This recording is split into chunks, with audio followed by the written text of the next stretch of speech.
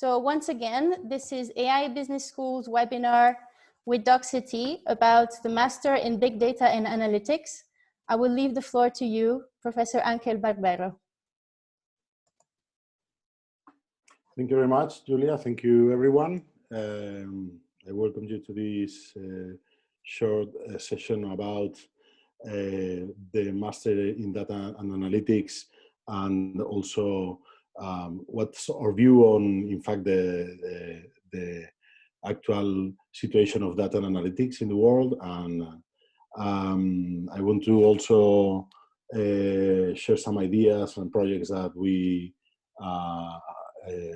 in my company and in the EAE are working actually, and I hope you can find some ideas on how this master can help you on your professional careers. I hope everything at least is, it's important to have everything clear from the beginning, but I know you may have a lot of questions in the future. Let's try to answer some of them in these minutes, okay? What I want to introduce, first of all, is how is data actually getting a main role in our lives. I think everyone can see it every day, and we will go through all of the specific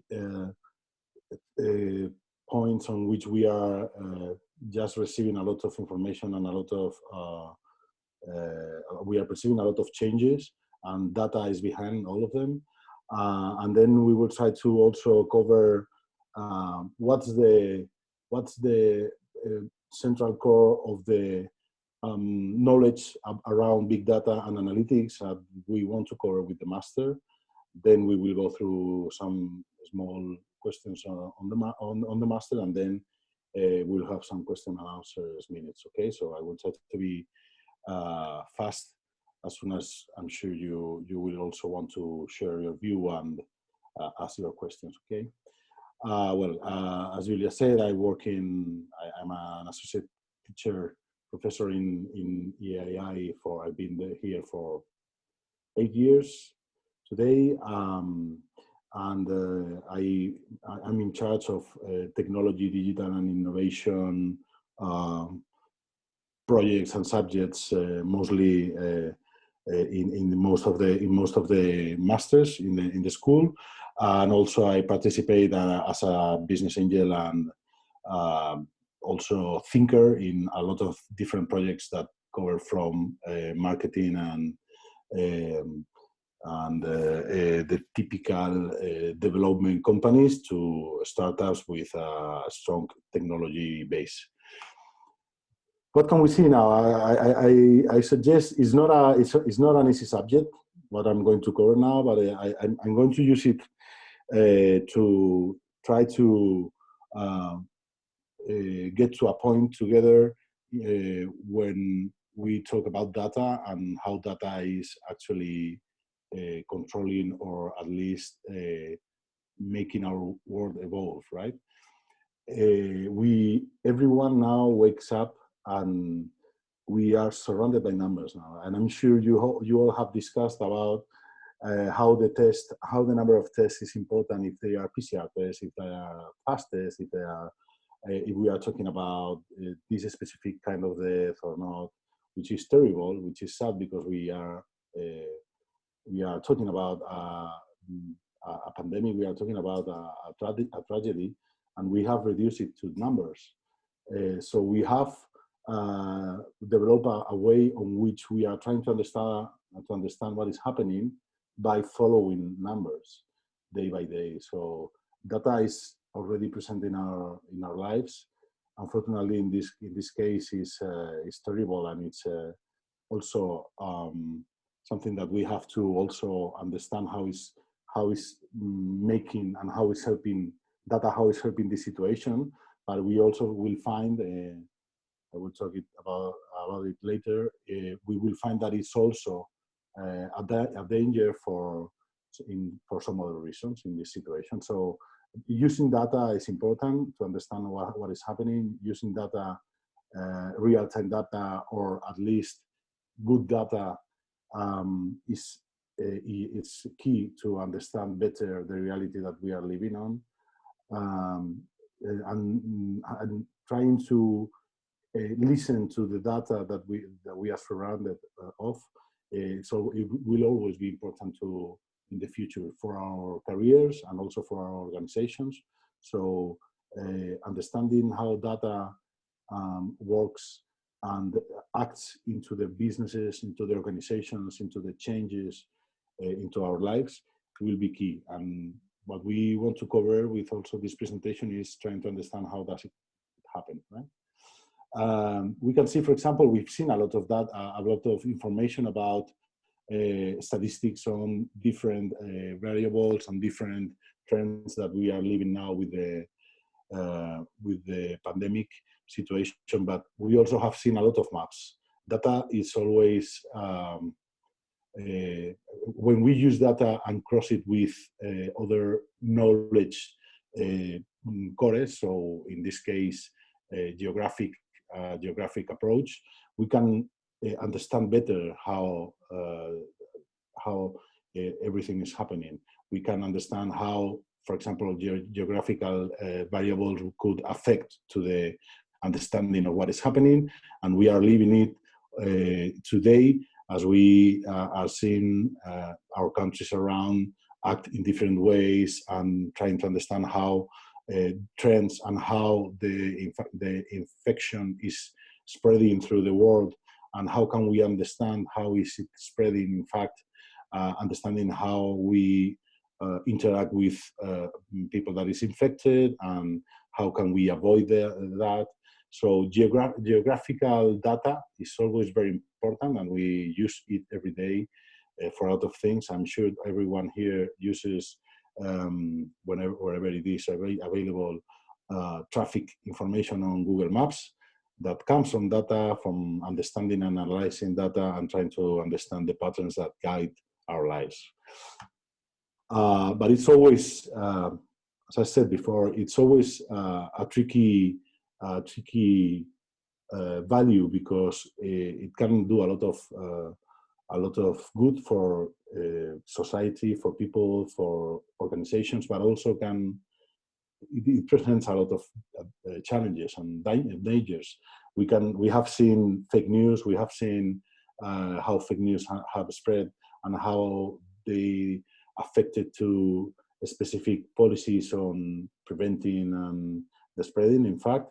So we have seen manipulation. We have seen a lot of things and a lot of bad data. So if we can call it that way, we have seen a lot of bad situations on which data also has been used not in a good way, right? So it's also a tricky tool. Using big data and using analytics and using artificial intelligence is also, with a great power comes a great responsibility, right? That's the idea. So we also will need a good understanding on tools, and also on the basis of understanding data and the data science approach, so that we can understand how to use data for good or not, and not for evil, right? We see a lot of ways of using data in our day-by-day work, or in when we are going to buy something in Amazon. We always have something like this. Everything comes from data, and how we use it to push or to actuate into the interactions with the customers, with the users, with the other people. So it's something that is not just a big question in terms of this data. If I'm not a government, if I'm not a big company, I cannot use this data to, for example, create better engagement with my customers, because I have a small company, I have a small business. I cannot invest so much. The good point here is that we already have technology and methodologies that are available for everyone. The master and most of the content is also oriented to giving a practical approach and a direct approach on how to use these tools, which tools can be used, and how to use them inspired by the methodologies of the big companies, but also having tools that that will allow all kind of businesses use data to boost the relationship with the customers, boost their sales, be more efficient, which is something that data also can provide. So it's not only a question of vision, which is always important, and data is important to have a vision and have a strategy, but it will also include and require a good understanding of the tools and the methodologies that we can use to, in fact, have a better use of the data. We can see, for example, this is something that some of us maintain is the future, right? Bots that talk to you, that interact with you, that can provide personalized interactions to you, and in fact, that will create better engagement because they have better personalization approaches.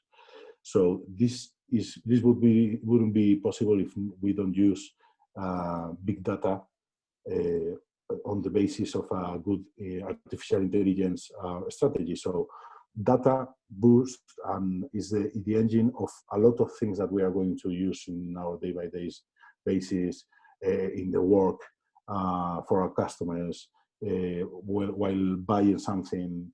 If we understand how data is boosting that kind of interactions, we will have a lot of possibilities of also using data for our good. Okay. If you have an assistant at home, either it's Google, Alexa, I have both of them. It's interesting to understand how they start creating conversations with you, from the very basics to some, I would say, complex interactions, which are not so complex now, but at the end, and all of those things that we can do now with our assistants are powered by data that is creating is in the basis of the intelligence that these assistants can provide now. Okay, so it's also interesting to understand that as soon as we are assuming that data is behind everything, if we think of data sets that will be not so good, for example, they have some, they have a lack of, for example, diversity, or they have a lack of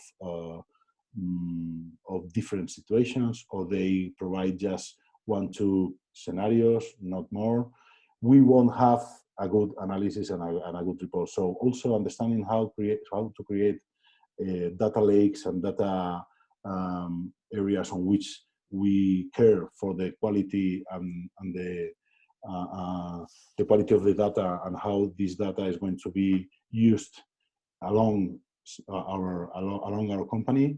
It's something that will be part also of the knowledge that we will need to acquire, right?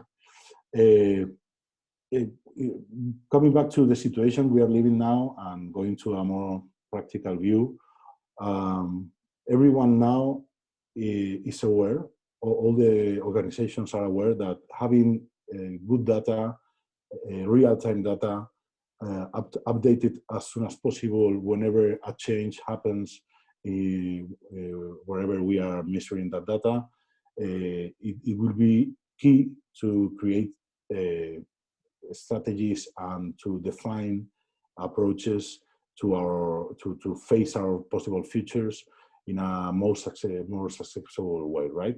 If we don't have updated data, if we are using data that is either old or too old, or either not non-real, or doesn't reflect the real situation of something, will also interfere in our decisions. So taking good decisions now, when things are changing every day, and on the future of some of the sectors, or some of the areas and territories that are most affected by the crisis we are living now, on those situations, having real-time data and having realistic data will help us taking better decisions, even if the decisions are not so easy to take sometimes, right?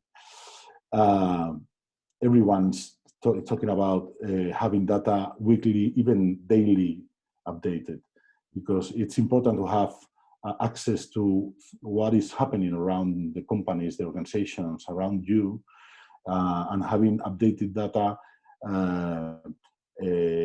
If I always use the same example.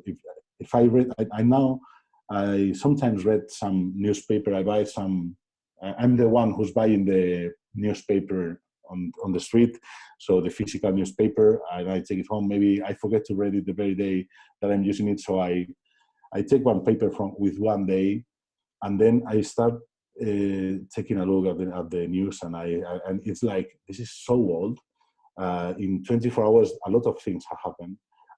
So some ways of getting that data, some ways of accessing sources and deciding which sources and how to access that data, not only for the organization, but also for our lives.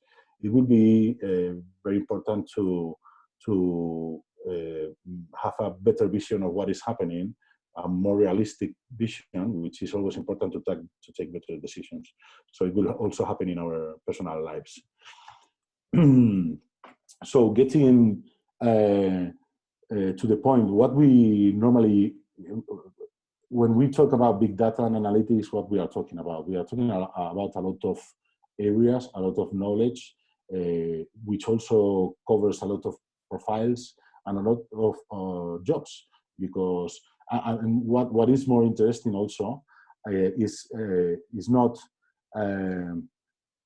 that we are in fact we still don't know which jobs will be interesting in the future. Some of them we know them already, but some of them we still don't know, because things are changing so fast that all the work labor, all the job and the activities around data, big data, artificial intelligence, reporting, analytics, it's growing so much that in this moment there will be, for sure, in 10 years, jobs, profiles that we actually don't know yet how will be defined, even if they will be represented in some specific professions actually that actually exist. We may find some new professions that we actually don't know that we will need. Okay, so this is the most interesting thing in the future. One of the most interesting.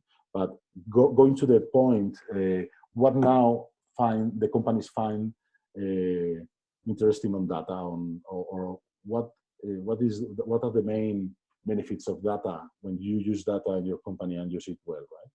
Of course, decision making is faster, so you can, if not anticipate, you can respond faster to a crisis, to a situation.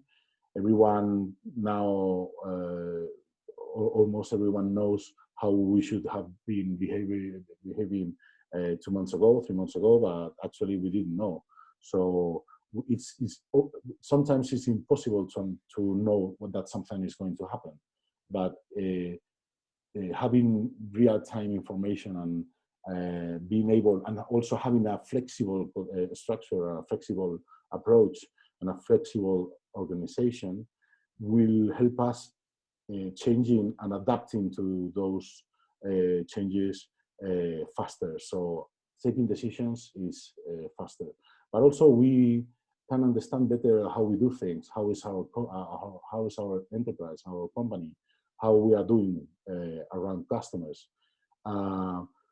We provide a lot of value to employees, managers, and employees that can work with a solid base, which is not based just on feelings, just on the guts of some manager or CEO, but is based on data, raw data, and that is being turned into business information. So this is very important to get also to create business structures on which your decisions are taken on a solid basis and not just in feelings.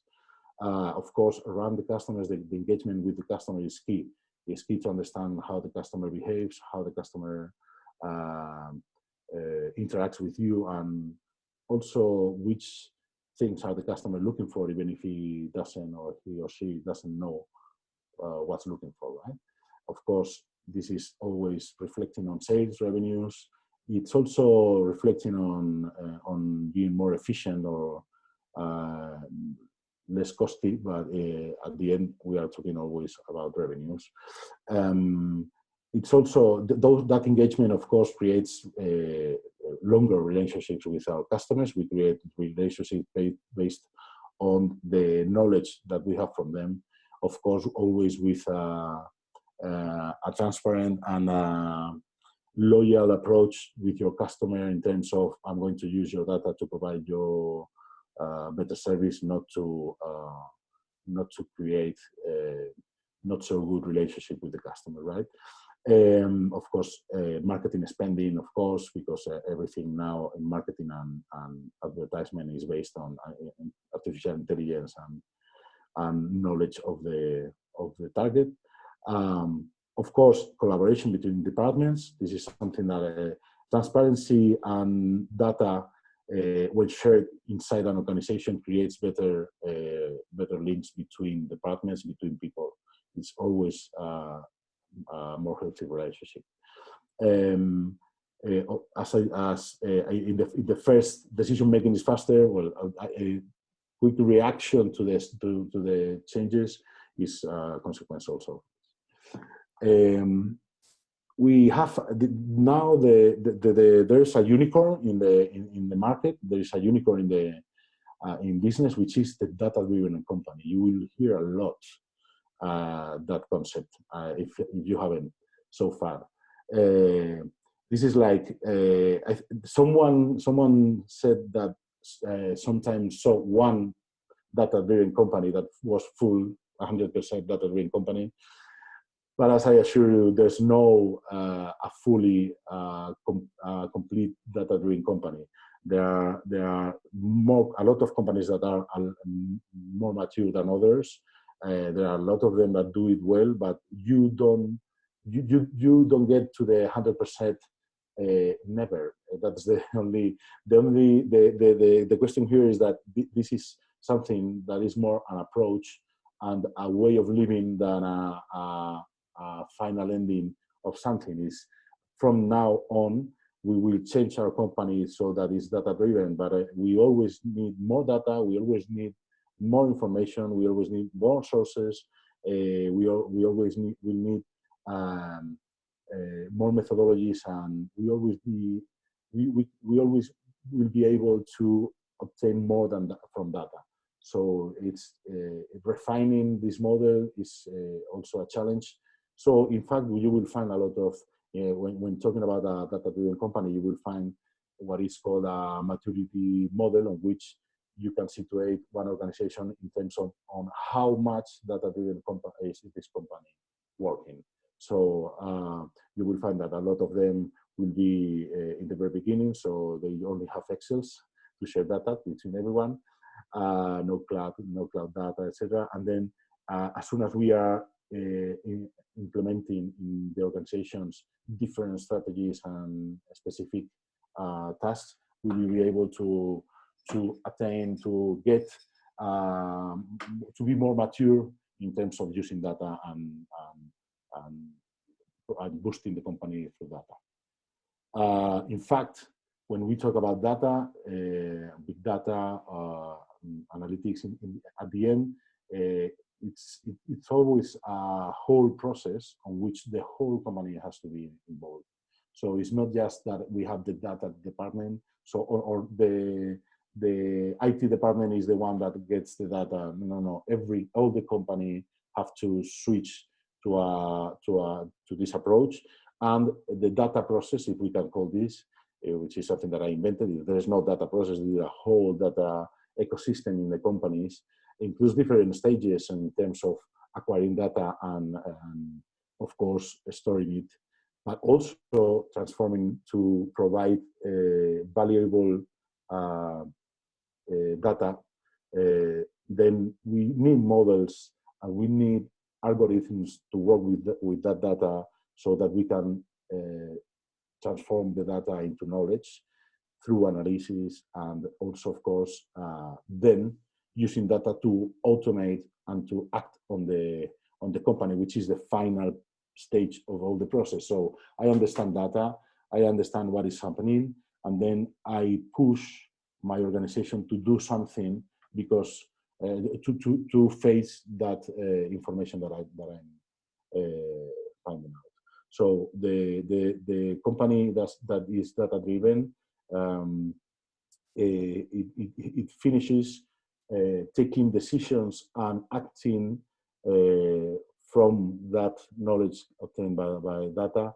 In fact, acting and operating directly from that knowledge. So this is an iterative process. So it's as I told you, we are not going to get a final data-driven situation on which we are perfect, and then we will be there. Working with data, as working now in other areas, technology, design, and everything. Data is on the basis of everything. We require an agile and lean approach, because we are going to get a lot of data. We are going to need to get info and knowledge from that data very fast. We will need to take decisions fast, but then from the decisions we will have also results. Those results have to fit the data environment so that we start again the process with new information, with new knowledge, what is happening. So this agile process, this is an iterative process. It's important. So it's important to understand how an agile organization works. It's important to understand how a data project works inside an agile organization and interacts with other parts of the companies. So we will need to understand the technology, the design, marketing, and of course the business. We need to understand how our business works. We can't forget that at the end, all the data reflects one activity. That activity is a business, or we're talking about an organization, and that business works with a lot of different variables and on different models and methodologies. So being good at that, at doing that work and doing that business, will require also that we have data that reflects what we are doing, right? In terms of what we can find, there's an important part of everything is tools. It's how can I work with that? I'm not a technical guy. I'm not a designer. I'm not a developer. What can I do? Because I don't understand anything from data. The good thing here now is that we have a lot of applications, a lot of platforms, a lot of solutions that can help us on working with data without any technical knowledge, and even in that situation, get a lot from that data. I'm going to show you some examples now, but at the end, one important part of the master, in fact, is getting to know tools and methodologies that can help you put it in practice what you are going to also learn on the theoretical side, right?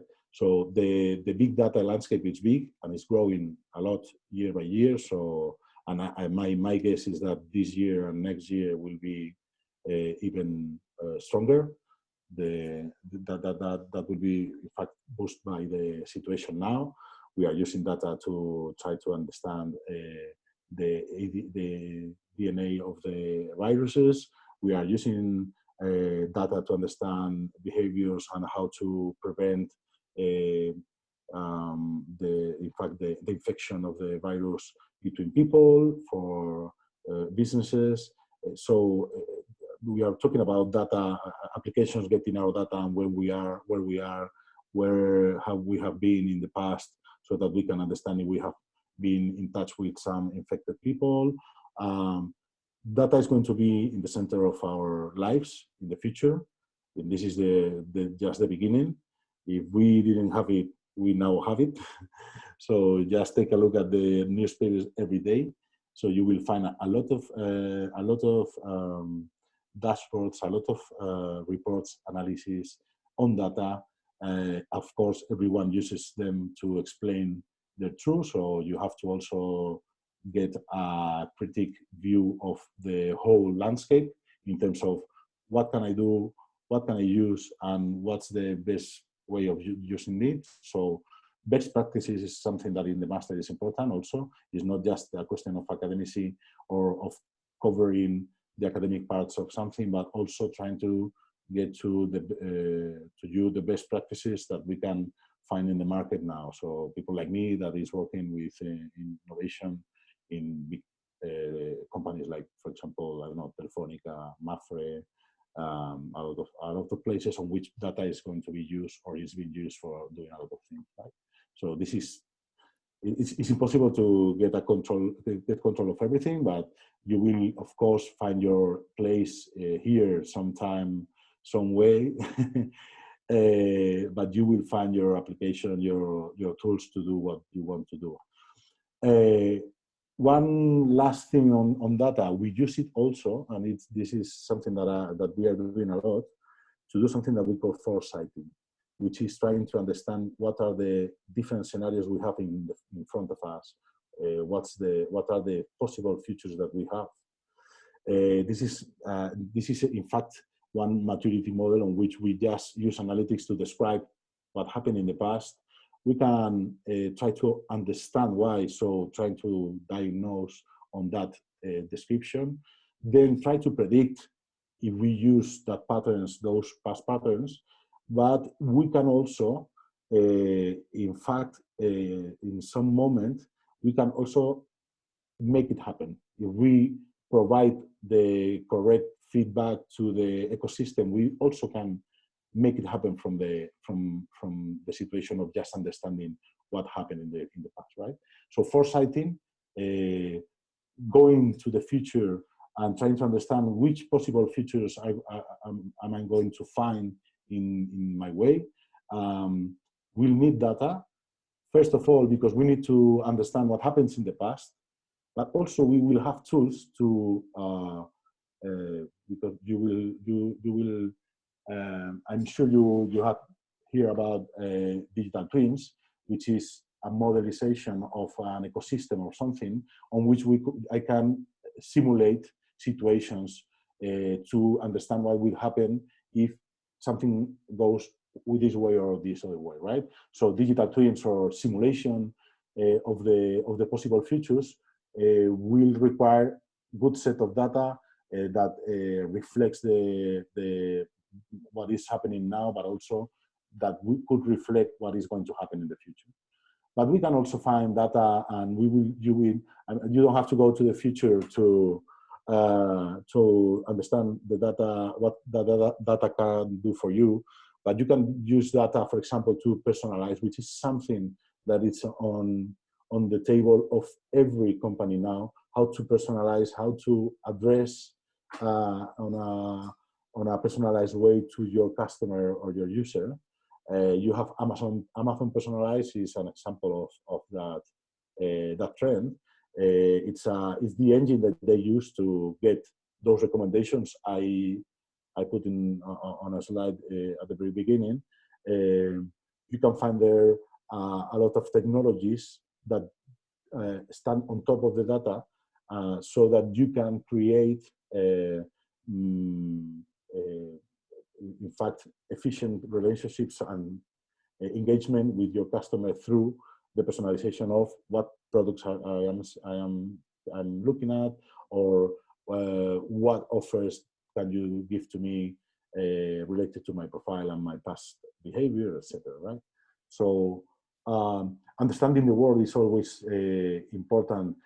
Visualization of data, as I told you, is important, so that we can understand, for example, from us taxonomy of the things that I'm analyzing. This is, for example, analysis of tweets.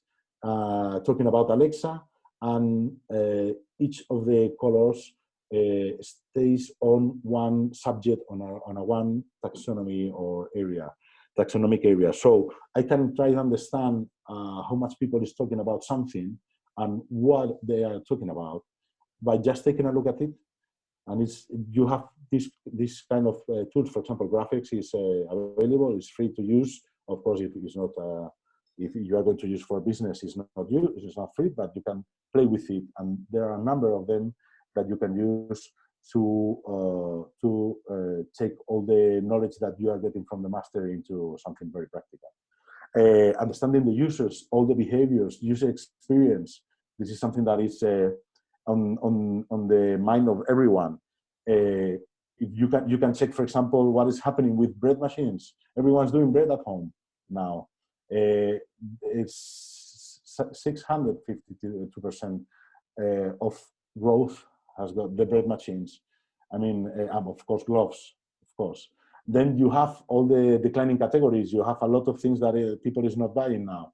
You only can know that from analyzing data and getting those analyses into a methodology that matches with your business, matches with your structure, and at the end matches with your operation and your organization. You will see artificial intelligence is powered by data. Machine learning is based on data.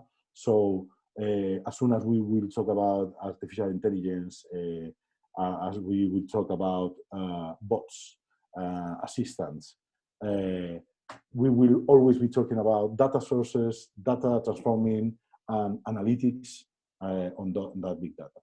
So we can find data all around, and when we try to make an approach to understand and to which is important to understand how to approach on a formal way in a company organization, how to create a good data strategy, you will need to cover a lot of things, right?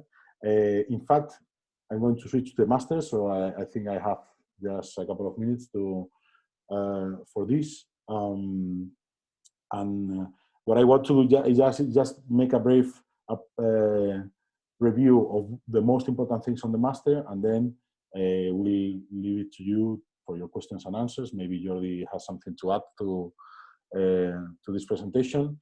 The master is top. Is one of the best in the world. Actually, is because people of like us, of course, would say it's happy, but also because the school has also put a lot of effort on creating a good value proposition for this master. It's important also from the master. This is maybe one of the most promising subjects, I guess you already know. So that's because everything that I said, and that's why you are listening to me now. And I think there is a good opportunity for big companies and also for maybe smaller companies, but now that are working on maybe more innovative approaches to have a group of people prepared and that have gone through this master, because it suits a lot of, it matches a lot of requirements that we see in our biggest customers. So you can see here the biggest companies, but as I told you, it's also a good value for startups and businesses that are now creating value from innovation and new technology. So having a good understanding of this ecosystem and having this master can help a lot on getting to those kind of those positions, right? We talk about business transformation. Of course, we are talking about business transformation. As I told you, data is at the beginning and at the end of a transformation. We talk about data analytics and visualization. Of course, as I told you, visualization is, yeah, I mean, analytics is great, but visualization is starting to be really great. The way we are starting to get to the data through a visual approach is helping a lot of businesses, but it's also creating beautiful projects. Of course, big data and data science, as I told you, we need to understand what's the methodology behind everything and how to create a strong data strategy in a company through data science and through established and best practices and, of course, existing methodologies.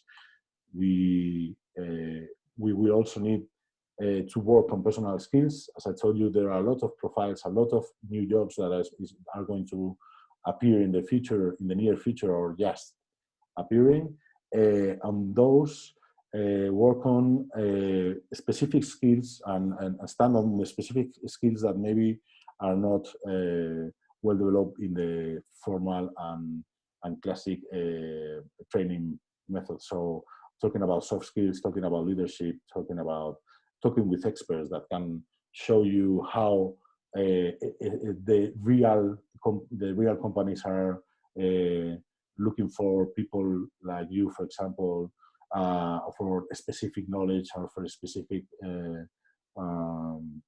capabilities. It's always important.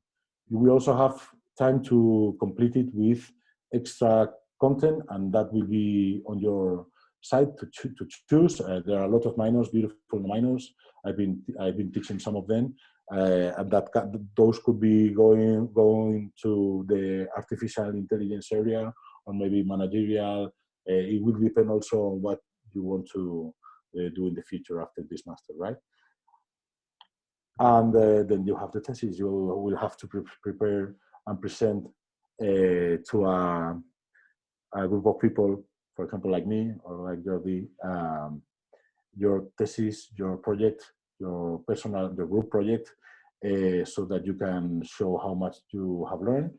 And I think it's the master thesis, the project is one of the most important elements on the master, because it helps putting together everything into something that is going to be very valuable for you in the future. And that's it. I think it's all from my side. Thank you so much, Professor Barbero. That was fascinating. Mm-hmm. I don't know if Mr. Mane Pisa wanted to say something before we take some questions. Yeah. Hello. I wanted to add, thank you very much, Angel, for your presentation. EAE Business School is a business school that I've been teaching during 70 years. And year by year, we update all the programs according to the feedback that we obtain from the companies. So nowadays, we have advisory boards that allow us to know which tools, which needs, which challenges companies have to face. And according to this, we update the program. And also, we establish the methodology we learn with. So all the points that Mr. Barbero has highlighted are working the master very practically, in a very hands-on process. This is important because you develop the knowledge and develop the skills, that the practical skills that you are going to need in the real world. So this is quite important. And the role that the companies are asking us for is a role that is kind of in the middle of understanding the business. Angel said that you must know how the business works, and understanding the technology, understanding the technical side. So this role, who is capable of having the interaction with the direction board of a company, understanding the processes, understanding the strategy of the company, and at the same time is capable to coordinate the technical teams, knowing what is feasible, being capable of choosing the tools and supervising these teams is a very appreciated profile. So given that EAE is a business school, is capable to cover these two sides. And this is one a key factor that allows us to be in the rankings as we are with this master, with this specific master, yeah, with this double perspective.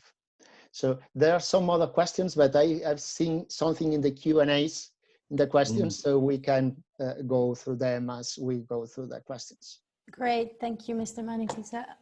So maybe the first one, we could start with the type of profile you're looking for. If somebody has studied humanities, is it something applicable? Do you take on people from all walks of life? Okay, given that it's an ambitions, the mainstream of the participants in the master are from two sides. It's students that come from business management and students that come from engineering.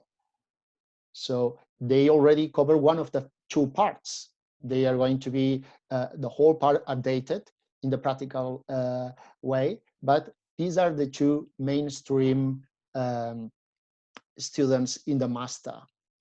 It doesn't imply that students from other specific studies could apply. We study each case personally. And also in some cases, we provide the students with some training supplements to study before the beginning of the master.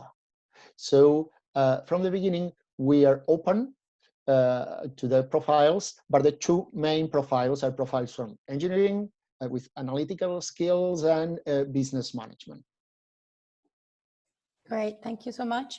Probably on the same type of question, if a person is a bit older, for a senior professional, could they get the necessary skills for this kind of training in order to face employability and to work with big data? Yes.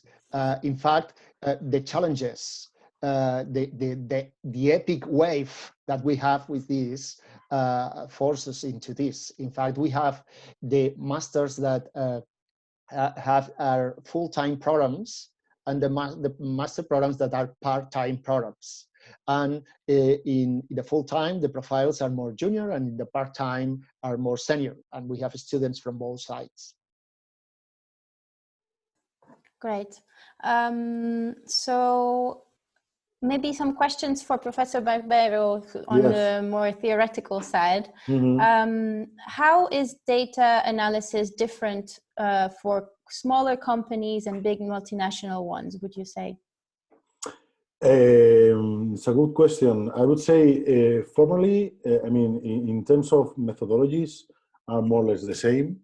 At the end, it will depend mostly on the volume and diversity of data that you are going to use. I mean, smaller companies, at least, I mean, they work on a specific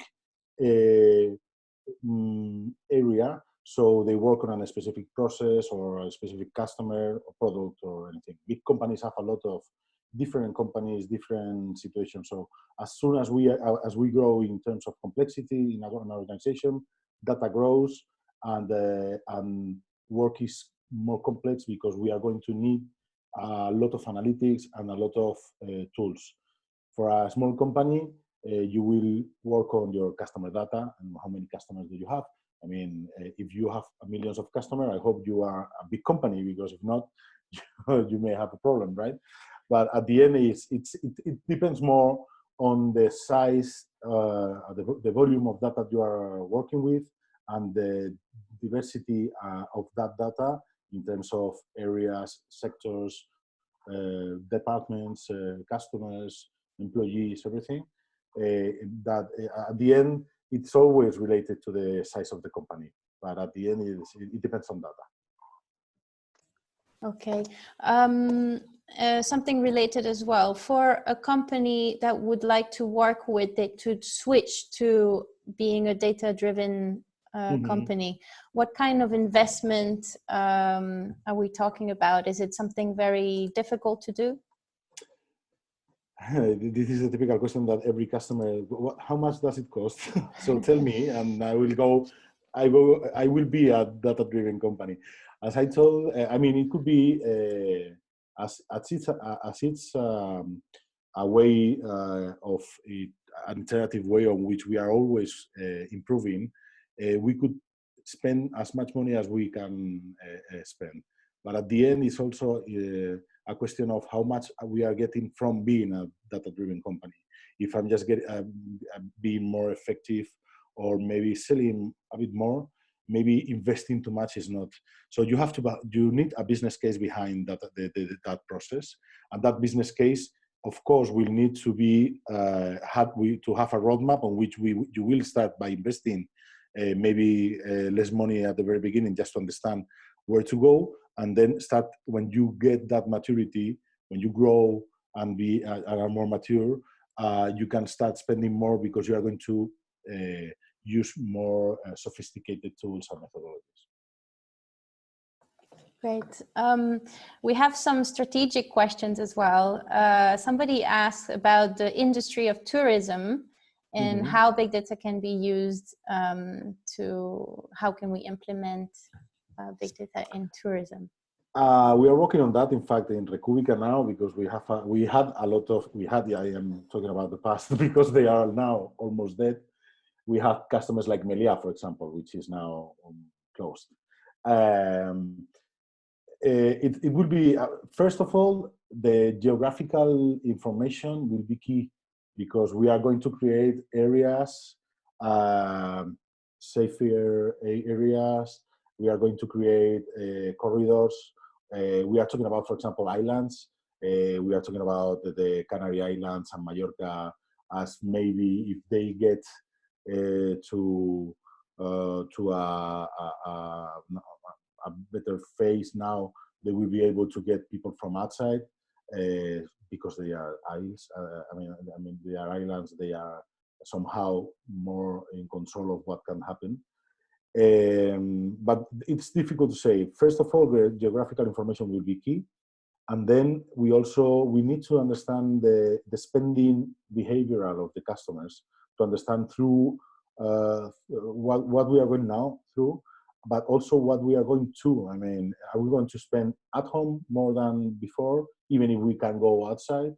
Are we going, so behavioral data is also important here.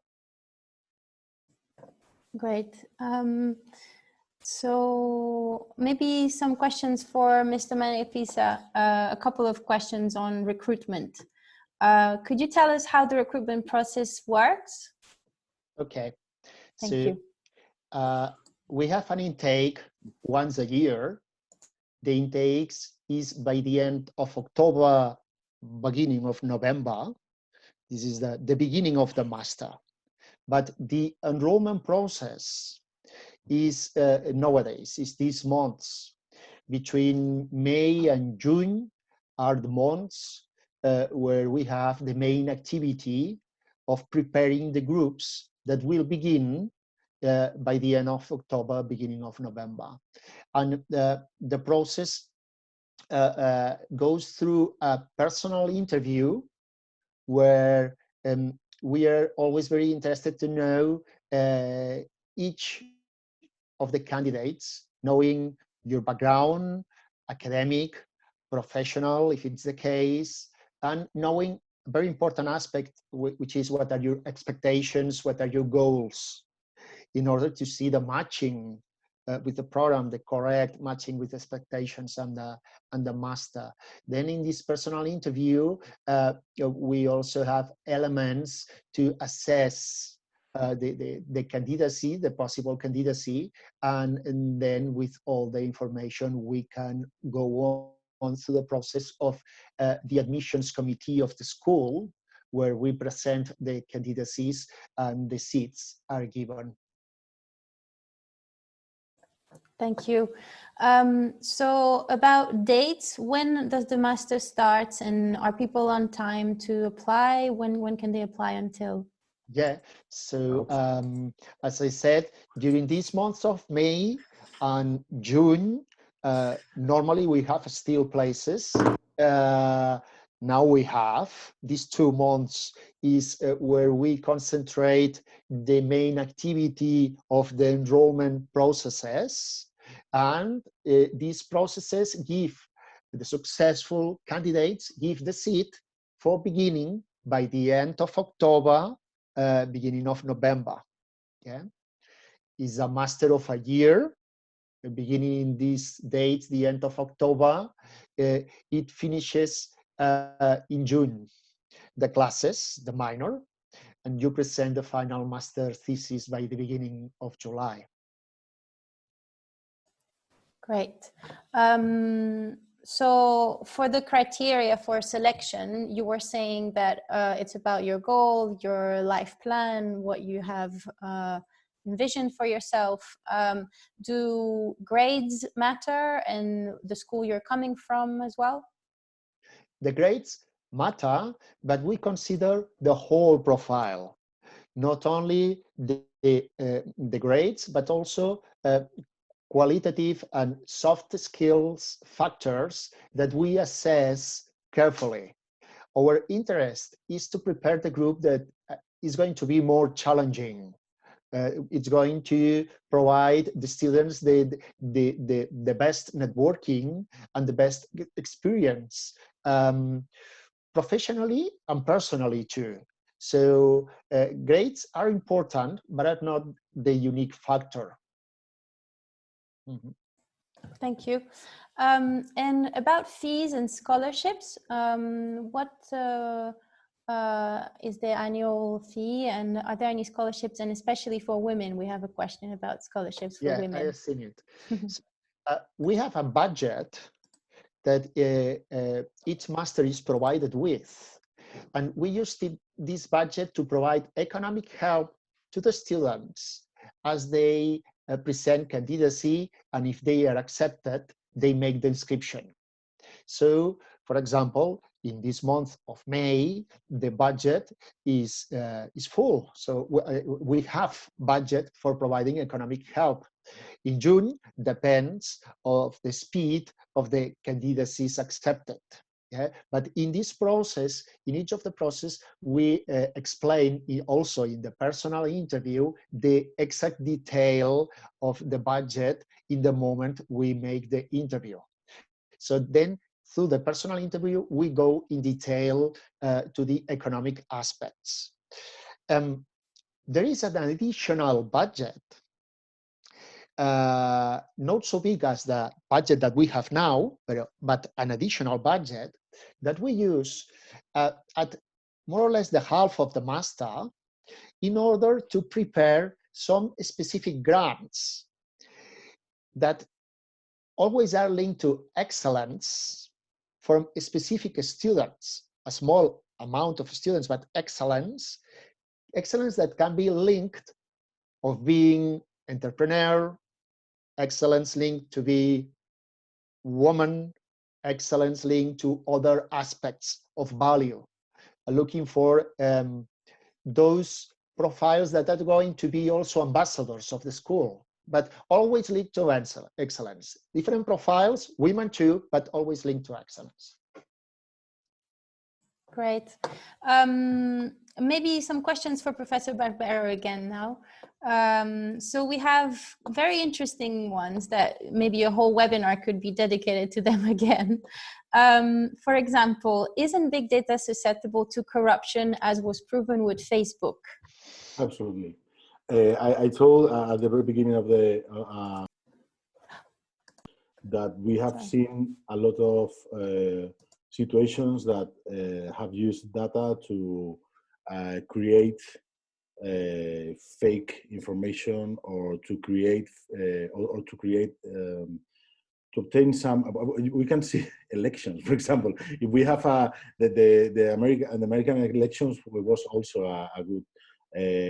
I mean, if you have seen Cambridge Analytica, if you have seen the Netflix film about Cambridge Analytics, you will see that that is correct. In fact, we need an ethical framework to work with data, of course, and we also need to understand what's the user asking and what's the legal questions, of course, you will need to understand them, but also what is going to be the relationship with the user that is giving you the data, right? So it's a challenge. There is not just a simple answer to that.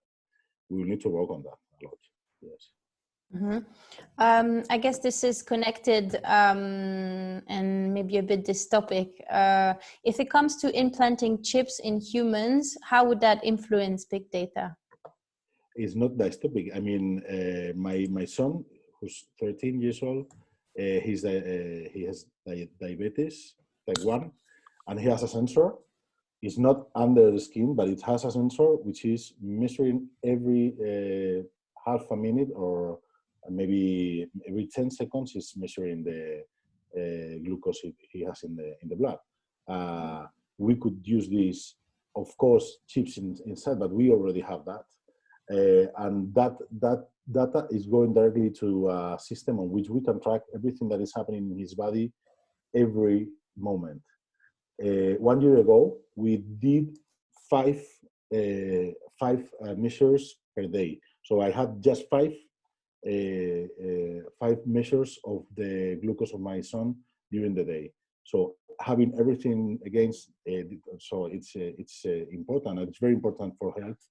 But it will, of course, be also a challenge and a danger because everyone can also use the information to do other things. But yes, we are seeing big data used on that and on the DNA study also. So genetics is also using a lot of data because everything in genetics is data. So it's going to be interesting how we are going to use it in a good way and not in a bad way. Definitely. How is big data related to Earth observation in the study for climate change, for example? It's basic. It's basic. We are actually getting a lot of information, not just from satellites, not just from a lot of sensors. We are digitizing the whole world from the outside and from the inside. So we are getting a lot of information. And the problem there is that when you take a look at what a customer does, the change day by day, you can understand how things are happening by following that customer day by day, year by year. But the Earth has processes that last millions of years. So maybe we don't have enough data to understand what is going to happen in the future.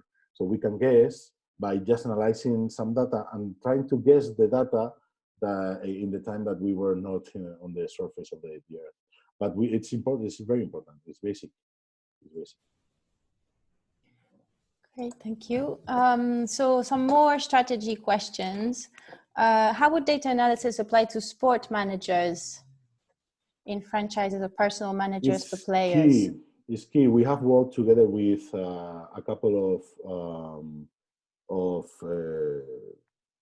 teams, Spanish teams. They are now actually analyzing every data coming from the players. But we can see also, for example, in one match, if you take a look at one match, you can now know a lot of things that is happening on the surface of the field. You can know how many kilometers have every player run. You can know the heartbeat of everyone. You can know you can get information from the people and also from the event that is happening. And you can know if people was bored in a moment of you can try to guess if people is bored in some moment of the match. You can have artificial intelligence applied to images so that you can understand, for example, how people is moving, how the players are moving, and then to improve in the sports, having those sensors applied to the bodies of the sports of the people, it's going to give you a lot of information that we didn't have in terms of how my body is reacting to something, and then trying to push your body further, right? So it's going to be very interesting and very, very useful. And teams are doing it already. Of course, they have those that have money, not everyone.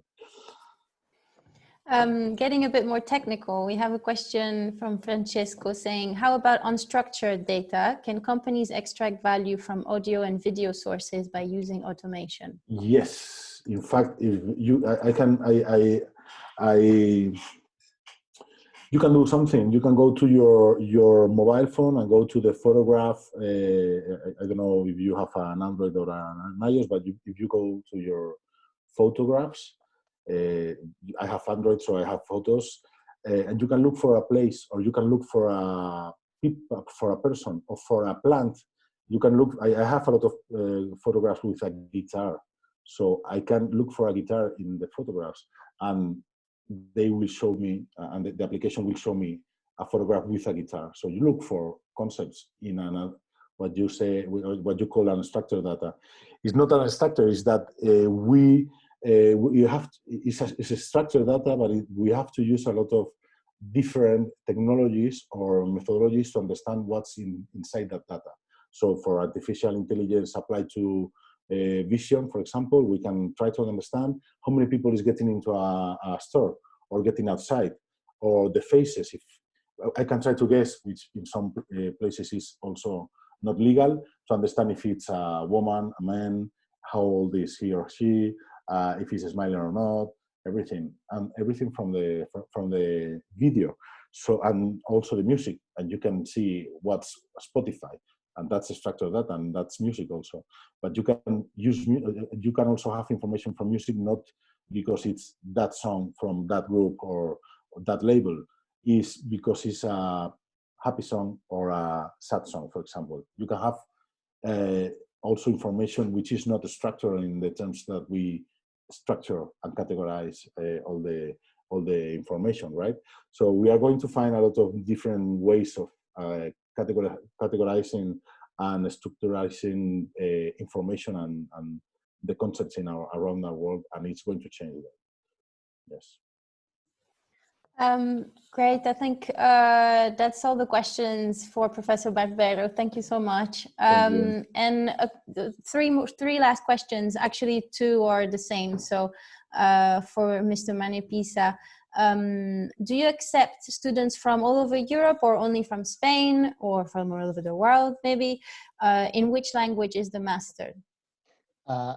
In fact, in our master full-time big data and analytics, up to between 80% and 85% of the students are international. EAE is a very worldwide established school. I mean, last year we had, among other, the master students from 96 countries, different countries. So yes, the master is taught in Spanish and also taught in English. Yeah. Great. And finally, a question that's on everybody's lips. How are you facing the COVID crisis, and what sort of measures are you taking to help students get through? We are for the intake by the end of October and beginning of November, we have everything planned to cover the strictly the rules that the sanitation rules, social distance rules, and we are prepared for this. Yeah, so we have been preparing the perfect response for that intake.